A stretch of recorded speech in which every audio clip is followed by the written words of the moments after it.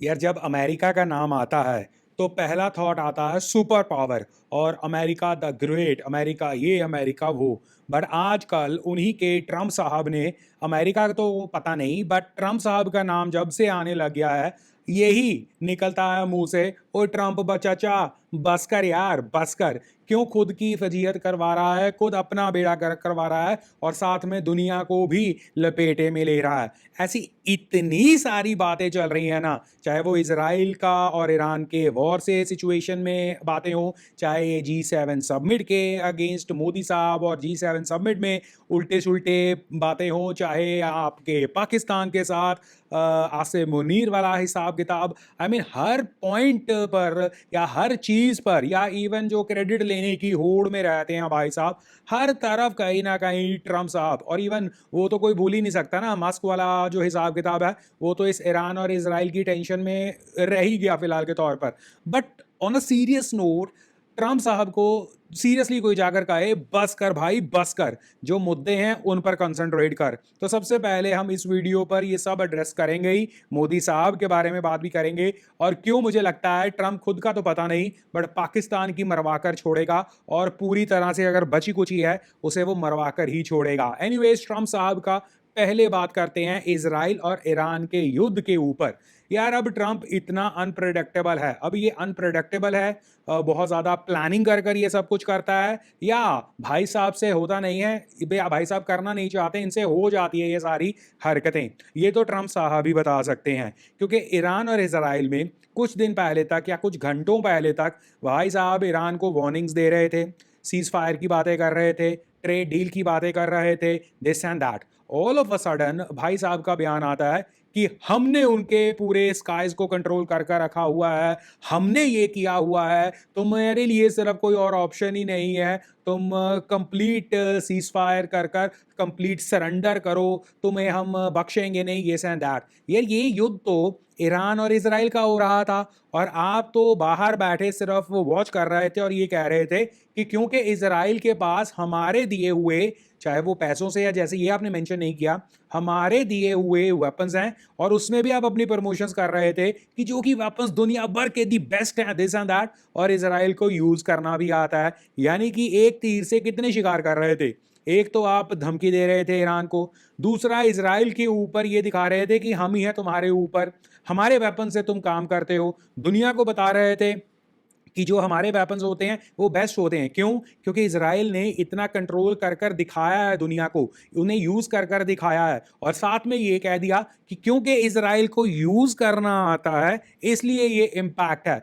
यानी कि पाकिस्तान की तरफ से जो फजीहत हुई थी उसका मतलब ये कि दुनिया को ये भी बताना कि पाकिस्तान को तो आता नहीं था, नहीं तो हमारे वेपन्स तो मतलब दी बेस्ट हैं, अल्टीमेट हैं, और आपको वही बाय करना चाहिए। देख रहे हो कितने सारे शातिर दिमाग लगे। अच्छा था, बहुत एक अच्छी मूव थी, but all of a sudden इस मूव के बाद आप रिसेंटली ये कहते दिखे हो कि हम जस्ट सी द डिफरेंस, पहले वो इसराइल कर रहे थे बिकॉज ये इनके वेपन्स उनके पास थे, बट अब हमने किया है। क्यों?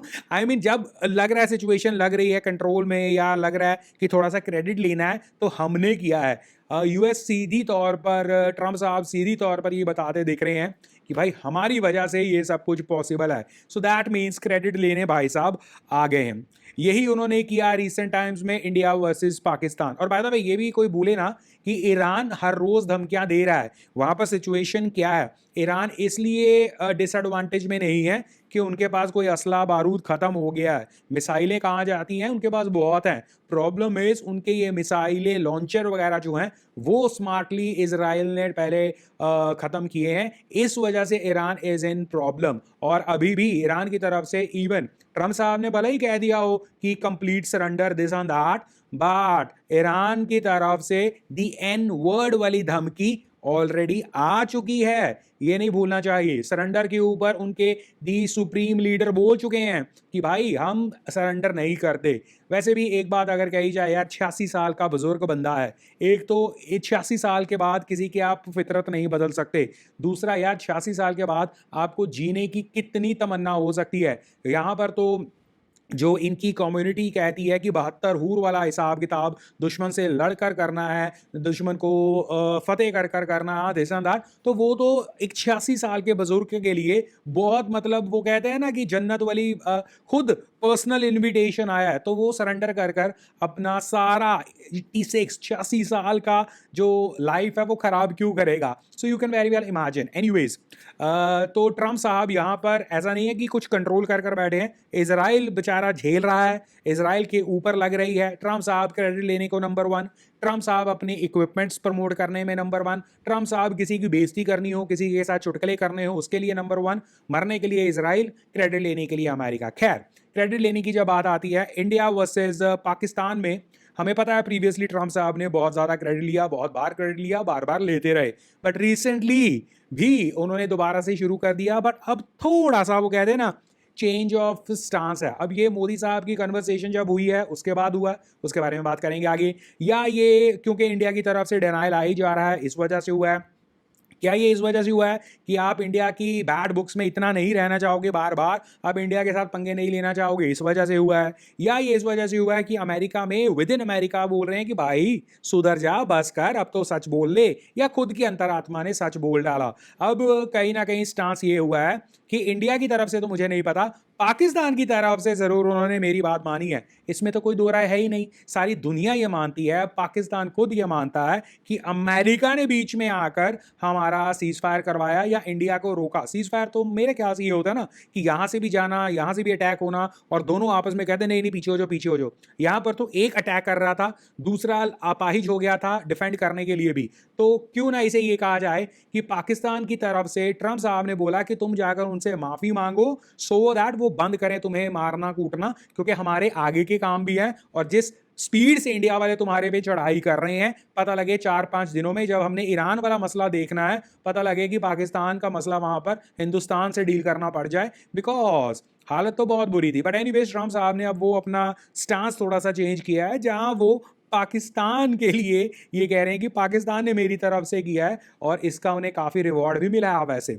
एनीवेज, इसके अलावा G7 में जो ट्रम्प साहब ड्रामा कर कर आए हैं, कैन यू बिलीव कि भाई ये एक सुप्रीम कंट्री है, व्हाट यू से, एक सुपर पावर कंट्री का प्रेसिडेंट है, और इस तरह के ड्रामे। कनाडा बहुत दूर नहीं है अमेरिका से, बॉर्डर शेयर करते हैं, और जहां ये भी नहीं है कि पूरा G7 की समिट वो मीटिंग्स अटेंड नहीं कर सकते थे, करना क्या था, बैठना ही था। बट नहीं, ट्रम्प साहब ने कहा, इसमें उन्होंने स्मार्टनेस क्या की, एक G7 की औकात दिखा दी कि ट्रंप जब चाहे आ सकता है, जब चाहे जा सकता है, उसे लेना देना कुछ है नहीं देशंदार। तो ट्रंप ने एक तो तीर से वो शिकार कर दिया, दूसरा उसी मीटिंग में कैनेडियन प्राइम मिनिस्टर के ऊपर उन्होंने काफ़ी हमले किए हैं, नॉट हमले लाइक डूम बूम ये वाले हमले, इट इज़ लाइक वर्बली। और वहाँ तक, यहाँ तक के आए वहाँ पर जाकर कि आपको रशिया को, आई थिंक रशिया या चाइना को, रशिया को आपको निकालना नहीं चाहिए था, चाइना इंक्लूड होना चाहिए था। दिस पता क्या क्या बोल के आते हैं, ट्रैक रखना मुश्किल हो जाता है। तो बेसिकली G7 की औकात दिखा दी, और बाकी जो G7 की कंट्रीज हैं उन्हें बता दिया कि भाई तुम मेरी बात माननी पड़ेगी और इसे एक्सपैंड करो, जो कि शायद उन्हें अच्छा नहीं भी लगेगा।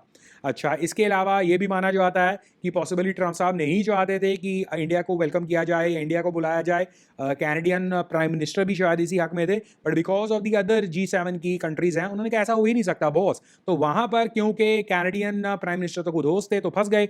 बट ट्रम्प साहब ने अपनी कहीं ना कहीं ईगो पर ले लिया, तो ये भी एक बहुत ईजी वे आउट था कि ट्रम्प साहब जाकर भी और मोदी साहब के आने से पहले भाग निकले वहां पर।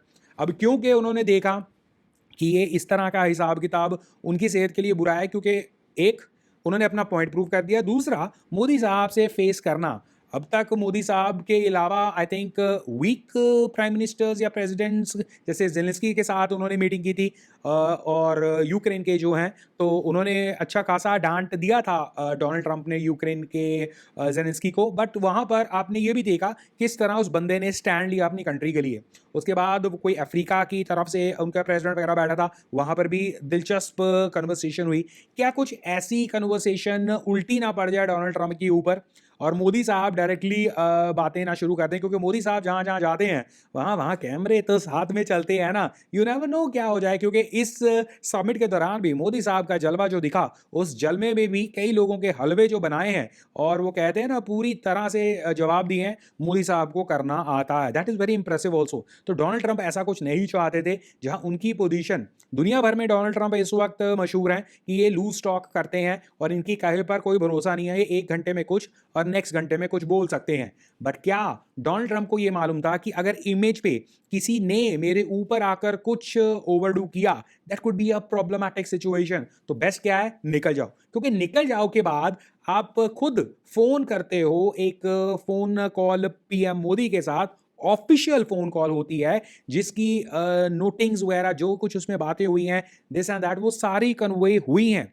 अब इसका मतलब यही है कि आप सिर्फ और सिर्फ वन ऑन वन उनके साथ नहीं करना चाहते थे। इसके अलावा क्या ये भी हो सकता है कि वन ऑन वन नहीं करने के बाद जब उन्होंने फ़ोन कॉल की और उसमें वो चाहते थे कि अगर, या may be it could be a smart move from the Indian side, कि ये कहा जाता है कि फ़ोन कॉल के फ़ौरन बाद वेरी फ्यू मिनट्स में उन्होंने जो भी कन्वर्सेशन हुई वो ऑफिशियल स्टेटमेंट डाल दी, सो दैट इसमें कुछ मैनिपुलेशन ना हो पाए, ट्रम्प साहब कुछ नया ना निकाल पाए। और इस कन्वर्सेशन में भी इंपॉर्टेंट पॉइंटर्स क्या थे, एक, पीएम मोदी ने फिर से उन्हें याद दिलाया, और शायद इस चीज़ों के बाद डोनाल्ड ट्रंप की स्टेटमेंट बदलनी शुरू हो चुकी है दोबारा से, क्योंकि उन्हें अब पता लग गया है कि मोदी ना हटने वाला है, इंडिया ना हटने वाला है इस चीज़ के ऊपर, और कहीं ना कहीं मोदी साहब से पंगा नहीं लिया जा सकता, इंडिया का स्टांस यही है।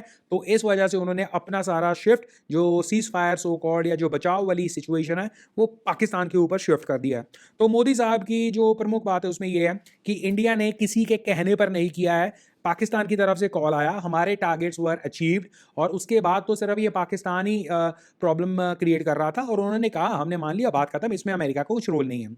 इसके अलावा मोदी साहब को इनविटेशन भी गया है, या शुड आई से इनविटेशन, रादर उन्होंने कहा टेलीफोनिक कॉल पर कि आप आए हुए हैं कनाडा, तो आप मिलकर जाइए ज़रूर। अब उसमें भी ट्रम्प साहब ने, मुझे लगता है पर्सनली, गेम खेलने की कोशिश ज़रूर की, बट पीएम मोदी ने यहाँ पर मास्टर स्ट्रोक खेला, not only by rejecting the invitation. और ये रिजेक्ट करना अमेरिका को, भाई ये बहुत बड़ी बात होती है, हम आम बंदे अमेरिकन को बहुत सीरियसली लेते हैं, यहाँ पर प्रेसिडेंट्स की बात हो रही है।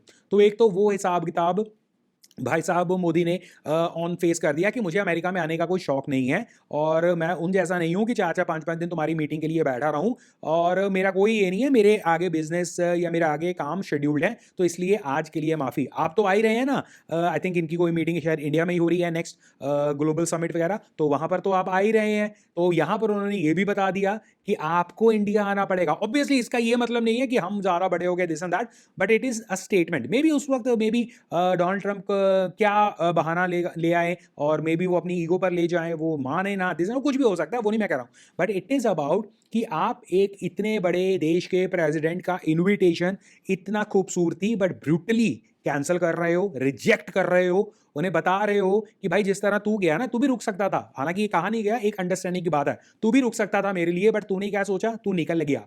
तो इसका मतलब ये नहीं है कि मैं पीछे पीछे तेरे पास आने वाला हूं, तूने वैसे भी तो इंडिया आना ही है, हम इंडिया में मिल लेंगे, आ जाइयो, तो हमें कोई इतना वो नहीं है। दूसरा, जो हर जगह पर अब शुड आई, एनीवेज मैं कुछ और बोलने वाला था, अब हर जगह पर जब आप अपनी कुछ कुछ छोड़ रहे हो ये कहकर कि इंडिया पाकिस्तान के बीच में मैं नहीं कराया, इंडिया पाकिस्तान के बीच में मैं नहीं कराया, इंडिया पाकिस्तान के बीच में मैं नहीं कराया, तो उसमें भी बार बार इंडिया की तरफ से बोलने के बावजूद आपने हटे नहीं, तो अब मोदी साहब ने आपको डायरेक्टली बता दिया। मोदी साहब की ये बहुत एक सिफ्त रही है, एक अच्छी बात रही है कि उन्होंने इंटरनेट के ऊपर, सोशल मीडिया के ऊपर कोई उल्टा सुल्टा काम नहीं किया, जैसा कि ट्रम्प साहब के साथ हुआ है रिसेंटली। वो भी मोदी साहब ने किस तरह टैकल किया है वो बताता हूँ, बड़ा मजेदार वाली चीज़ है। आई थिंक वो फ्रेंच के प्राइम मिनिस्टर या प्रेसिडेंट के साथ हुआ है, उसके बारे में बात करते हैं। एनीवेज, तो मोदी साहब ने ये सारी चीज़ें, अच्छा एक इसमें ट्रम्प साहब की ज़्यादा दिमाग लगाने वाली चीज़ क्या हो सकती थी, ज़्यादा दिमाग लगाने वाली चीज़ यही हो सकती थी कि आसिम मुनीर वहाँ पर बैठे हैं। अब वो पाकिस्तान के, एक तो डोनाल्ड ट्रम्प ने ये बता दिया कि पाकिस्तान के सर्वोसर्वीय जो हैं वो इनके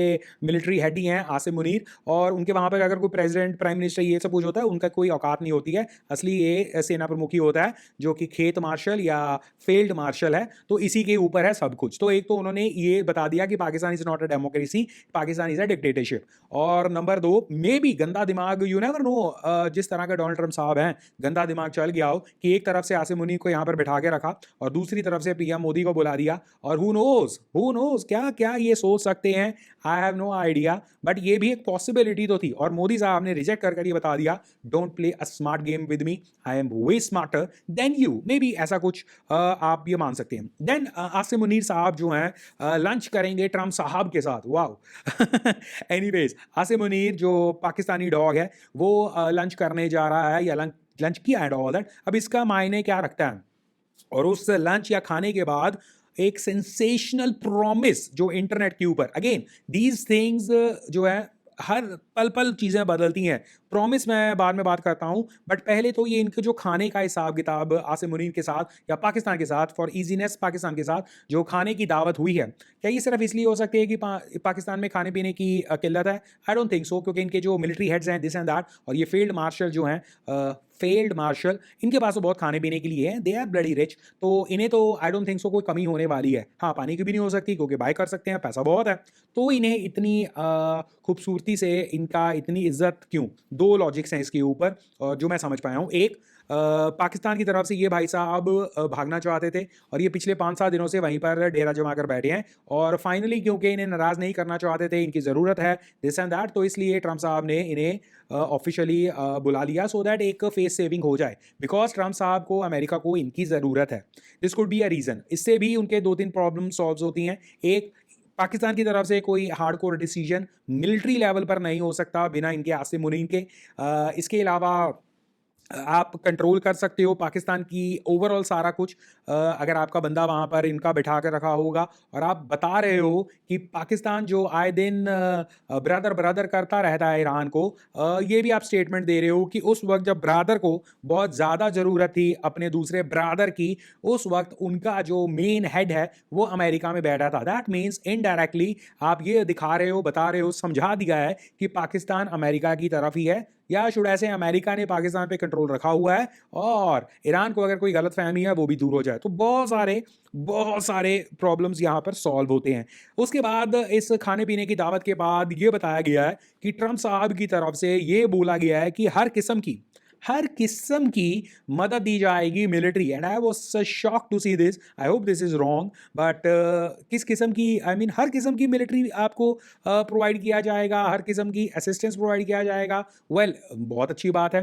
एज वी नो ट्रम्प साहब कुछ भी बोल देते हैं, बट प्रॉब्लम ये है दूसरा जो फीलिंग लेने वाला है ना, पाकिस्तान, वो जरूरत से ज़्यादा फीलिंग ले लेता है। अब पता लगे कि एक तरफ आपने पाकिस्तान को इतना पंप अप कर दिया कि भाई फिक्र मत कर, भाई तेरा पीछे खड़ा है, भाई तेरा अमेरिका पीछे खड़ा है, ये कहकर कहीं पता लगे पाकिस्तान कुछ अलग ही मूड में आ जाए। ये वैसा ही कुछ होगा जो पाकिस्तान ने ईरान के साथ किया है। ईरान को भी इन्होंने, फिक्र मत कर, ब्रदर ब्रदर पीछे खड़ा है, ब्रदर के पास वो एक इस्लामी बॉम्ब भी है, वो तेरे लिए तो यूज किया जाएगा, हालांकि उसका खंडन आ गया था। तो ये कुछ वैसा ही मुझे दिखता होता महसूस हो रहा है कि एक तरफ आपने इस पाकिस्तान के फील्ड मार्शल को अपने कंट्रोल दिखाने के लिए वहां पर रखा है, और उसे गलतफहमी ये हो रही है, और आप ऑब्वियसली जब आप लूज स्टॉक करते हो, आप कुछ भी वादे कर देते हो, वो वादे आप फील्ड पर दे सकते हो, कर सकते हो या नहीं, यू नेवर नो। रादर इस केस में भी no, because America is not gonna do be doing this all shitty work, और पाकिस्तान को ये सिर्फ पंप दिया जा रहा है। तो अगर पाकिस्तान को सिर्फ पंप दिया जा रहा है और ये पंप लेने वाला ज़्यादा पंप ले गया और जरूरत से ज़्यादा कुछ औकात से बाहर आकर करने की कोशिश की, तो इसका मतलब क्या है? क्या अगेन डोनाल्ड ट्रंप यहाँ पर भी गेम खेल गए? अब इसे और सिंपल वर्ड्स में समझाता हूं, क्योंकि शायद कुछ लोग ऐसे होंगे जो इसे और समझना चाहते होंगे। लेट्स से डोनाल्ड ट्रंप ने पाकिस्तान के इस फील्ड मार्शल को एक, क्या कहते हैं वो, 7वें 8वें 9वें क्लाउड पर चढ़ा दिया, ये कहकर कि तू तो हमारा बहुत ट्रस्टेड पार्टनर है, तू तो हमारा बहुत अजीज है, तुझे जो चाहिए, जितनी मिलिट्री वाली हिसाब किताब चाहिए, तुझे हम प्रोवाइड करेंगे। अच्छा, तुझे तो प्रोवाइड करेंगे, किया नहीं है, प्रोवाइड करेंगे, तो कोई भी चिंता होगी कोई बात नहीं, और पहले ये थोड़ा बहुत तू रख ले। उस थोड़े बहुत रखने में अगर पाकिस्तान फीलिंग ज़्यादा ले गया और खुद ना खास्ता इंडिया के साथ खुले ऑन पंगा ले लिया, क्योंकि कुछ लोगों ने ये रिपोर्ट किया है कि कारगिल 2.0 भी हो सकता है। खैर मैं वैसा नहीं मानता ऐसा हो सकता है, बट इन सारी चीज़ें जो डोनाल्ड ट्रंप इतना पंप देकर रख रहे हैं ना इस फील्ड मार्शल को, उसके बाद कुछ भी हो सकता है। तो अगर आप इतना पंप अप कर रहे हो और उसने कोई बेवकूफ़ी कर दी, उस बेवकूफ़ी को बैकिंग नहीं मिलेगी। एक तरफ पाकिस्तान से ईरान की लड़ाई हो गई है, क्लियर है। दूसरी तरफ से पाकिस्तान जो है अफगानिस्तान के साथ अच्छी टर्म्स में नहीं है। तीसरा, पाकिस्तान क्योंकि अमेरिका की गोदी में इस तरह बैठा दिख गया है, China will not like that also. चौथा, आप सीधा इंडिया के साथ पंगा लोगे जाकर तो इंडिया तो छोड़ेगा नहीं। पांचवा, जो अमेरिका से तुम इतने ख्वाब लेकर आए हो, अमेरिका अगर बैक हो जाता है तो इस सारे बवंडर में चटनी और कचुम्बर किसका निकलेगा? पाकिस्तान का। और शायद मुझे इसलिए लग रहा है कि maybe Donald Trump is playing sensationally smart और उनका ये मरवाने का प्रोग्राम है। और इजराइल ने जो कहा था ना कि ईरान के बाद पाकिस्तान का नंबर, उसके लिए डोनाल्ड ट्रंप को बीच में घुसना भी नहीं पड़ेगा, बिकॉज उस केस में India will do that work not for the US, but क्योंकि पाकिस्तान ने पंगा ही इतना बड़ा ले लिया होगा और फिर ना चाइना बचाएगा ना कोई और बचाएगा।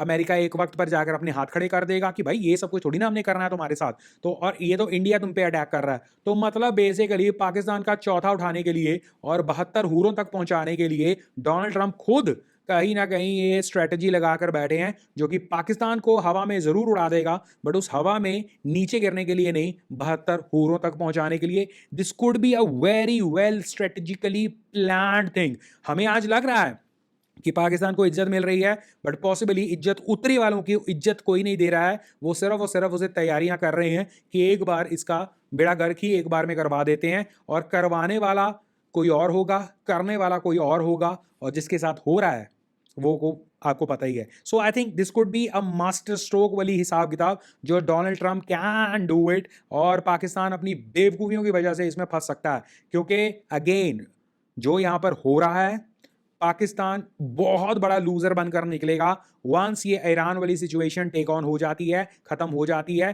क्योंकि उसके बाद पाकिस्तान अपने आप को ऐसे बवंडर में महसूस करेगा, फील करेगा, जहां वहां से निकलना उनके लिए मुश्किल ही होगा। और इसीलिए शायद डोनाल्ड ट्रंप इतना, एक और चीज डोनाल्ड ट्रंप की स्ट्रेटजी हो सकती है कि इतना लूज स्टॉक करो, इतना सब कुछ बेड़ा कर कर रखो कि किसी को समझ ही ना आए कि आपकी एक्चुअल स्ट्रेटजी क्या है। और आपकी एक्चुअल स्ट्रेटजी दिख भी रही हो, फिर भी लोग यार छोड़ो यार, ये तो ऐसे ही करता रहता है, ऐसे ही करता रहता है, भले ही उसमें 36 उसने सही बातें अगर की भी हों। यू नेवर नो, ये हो सकता है भाई। उसके बाद पीएम मोदी साहब ने एक मास्टर स्ट्रोक, अब मुझे भी ये बोलने की आदत पड़ गया, I was not in never इस कैंप में जो कहता था मास्टर स्ट्रोक खेला पीएम मोदी ने ये, बट नाउ आई अंडरस्टैंड ये क्यों।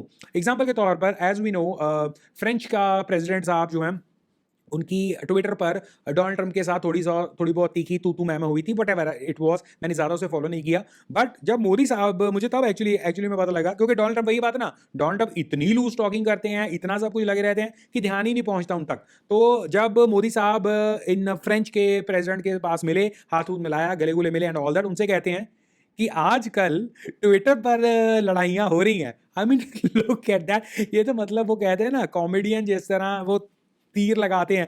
भाई साहब, कैन यू बिलीव, एक इंडिया का प्राइम मिनिस्टर एक फ्रेंच के आपके प्रेसिडेंट के ऊपर ताना इसे कह सकते हो, या उसके साथ एक मजाक लेवल कह सकते हो, वो जाकर सीधा लगेगा प्रेसिडेंट डोनाल्ड ट्रंप पे, यूएसए की तरफ। आई मीन जस्ट इमेजिन, ये ऐसे ऐसे खतरनाक विचार लाते कहाँ थे हो। I mean it was a very very calculative और बहुत शानदार मूव। इसके अलावा आपके जिस तरह हम ये बात चल रही थी कि मोदी साहब की G7 समिट के बाद आई थिंक मल्टीपल कंट्रीज, जहां उन्होंने तुर्की के ऊपर भी इनडायरेक्ट दिखा दिया कि हम आपके साथ ये भी कर सकते हैं, आपके दुश्मनों को सपोर्ट कर कर दिस एंड दैट। इसके अलावा जिस तरह पीएम मोदी साहब का कारवा चल रहा है, और बहुत फैंटास्टिक, मेरे ना ट्विटर पर जाना, आई थिंक वहाँ पर मैंने इवन जो ट्वीट वगैरह किए हैं वहाँ पर आपको सेलिब्रेशंस या वहाँ पर वेलकमिंग ऑफ पीएम मोदी साहब दिखेगा। वेरी वेरी मतलब देखकर इमोशंस आए होते हैं। भले ही यू नो कि वीडियो एडिटिंग है, दिस एंड दैट, बट वो हुआ तो है ना, उसे देखकर आपको बहुत प्रसन्नता मिलेगी। ट्विटर हैंडल पर मैंने डालकर रखा हुआ है, it was an emotional movement. एक तरफ वो एक कंट्री पर गए हैं, वहाँ पर उनका गायत्री मंत्र से जो है स्वागत किया गया है। इसके अलावा बहुत कुछ उनके लिए तैयारियां की गई हैं।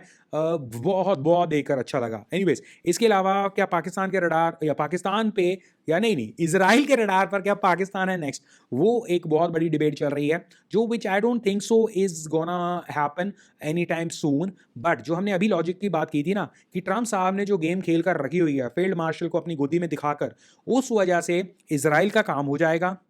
डोनाल्ड ट्रंप और अमेरिका को बीच में आना नहीं पड़ेगा। बट क्योंकि एक आप फील्ड मार्शल को इतना हवा में ले गए हो तो इंडिया उसका काम वैसे ठीक कर देगा। This could be the strategy, because साथ के साथ ईरान अगर सॉर्ट आउट हो जाता है आप पाकिस्तान की तरफ जाओगे नहीं, क्योंकि वो फिर एक बहुत बैड इंप्रेशन पड़ेगा। बट पाकिस्तान खुद सेल्फ डिस्ट्रक्ट हो जाए, इससे आपको व्हाट यू से, इससे आपको मे बी दो राय नहीं होनी चाहिए। This could be very well the case. इसके अलावा ईरान और इसराइल वाला कॉन्फ्लिक्ट कितना लंबा खींचेगा, क्यों नहीं अभी तक काम खत्म हो रहा, वहां से एन वर्ड वाली धमकियां आ गई हैं, तो it is still to be seen कि what's happening, because again China already warn कर चुका है। चाइना ने आई थिंक अपने कुछ कागोज भी भेजे थे।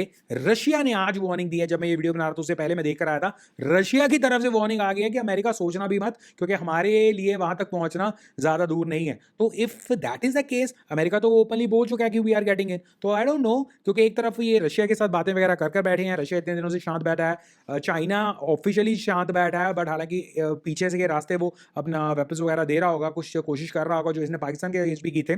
बट अमेरिका खुले तौर पर मेरे हिसाब से तो अब अपने नाम इस वॉर में डाल चुका है, and we are going for it, they are going for it, they are doing it, वो क्लियर है।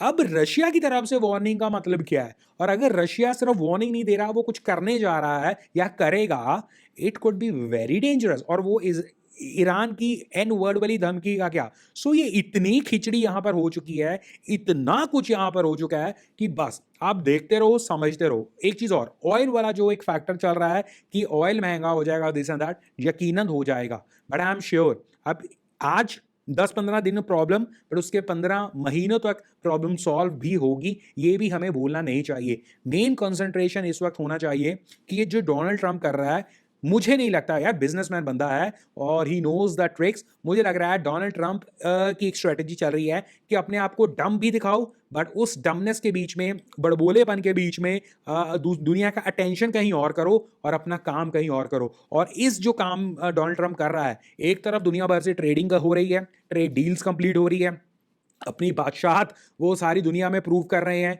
इसके अलावा जो जो उनके दुश्मन हैं, जो जो प्रॉब्लम्स हैं, उनके लिए वो दुश्मन जो बहुत डेंजरस है उन्हें खत्म करने की पूरे में, और दूसरों को काम लगा कर रखा हुआ है। तीसरा, जो दुश्मन उन्हें दिख रहे हो सकते हैं, उन पर कंट्रोल कर कर दूसरों को भिड़ने का काम हो रहा है। आई मीन बहुत कुछ यहाँ पर हो रहा है, और डोनाल्ड ट्रंप को बेवकूफ समझने की गलती कोई ना ही करे। वो कर कुछ और रहे हैं, करना कुछ और चाहते हैं, बट वो हो कुछ और रहा है, बट ये सब प्लान हो सकता है, ये मुझे लग रहा है। बाकी ईरान और इजराइल वाली हिसाब किताब स्टिल बहुत अच्छे से ड्रामा वहां पर हुआ पड़ा है। You never know what's coming next और किस मौके।